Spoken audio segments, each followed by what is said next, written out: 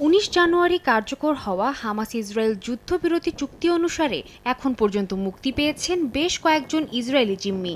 মুক্তি মিলেছে ফিলিস্তিনি কারাবন্দীদেরও। এবার চুক্তি অনুযায়ী আরও 3 ইসরায়েলি জিম্মিকে শনিবার মুক্তি দিতে যাচ্ছে হামাস। শুক্রবার সেই 3 জিম্মির নাম প্রকাশ করে তারা। তাদের মধ্যে রয়েছেন ওফের কালদেরন, কিথ সিগেল এবং ইয়ারদেন বিবাস নামের 3 ইসরায়েলি বাসিন্দা। তাদের মুক্তির ঘোষণায় আনন্দ প্রকাশ করেছেন তাদের স্বজনরা। এই ঘোষণাকে স্বাগত জানিয়ে তেল আবিবের রাস্তায় জড়ো হয়ে বাকি জিম্মিদের দ্রুত মুক্তি দেওয়ার আহ্বান জানিয়েছেন তারা।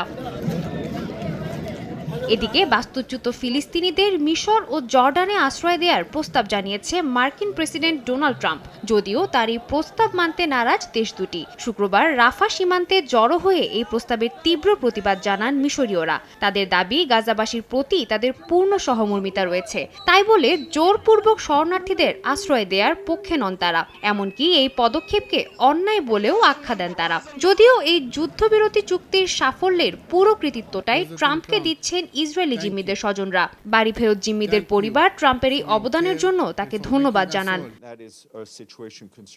এদিকে গাজা, পশ্চিম তীর এবং পূর্ব জেরুজালেমে যুদ্ধবিধ্বস্তদের জন্য সহায়তা অব্যাহত রেখেছে ফিলিস্তিনে জাতিসংঘের মানবাধিকার বিষয়ক সংস্থা UNRWA। বৃহস্পতিবার জরুরি ভিত্তিতে 2,500 শিশুকে চিকিৎসার জন্য গাজা থেকে বের করার দাবি জানান জাতিসংঘের মহাসচিব আন্তোনিও গুতেরেস। জাতিসংঘ বলছে, আসন্ন সপ্তাহগুলোতে গাজা শিশুদের মধ্যে মৃত্যুর ঝুঁকি বাড়তে চলেছে।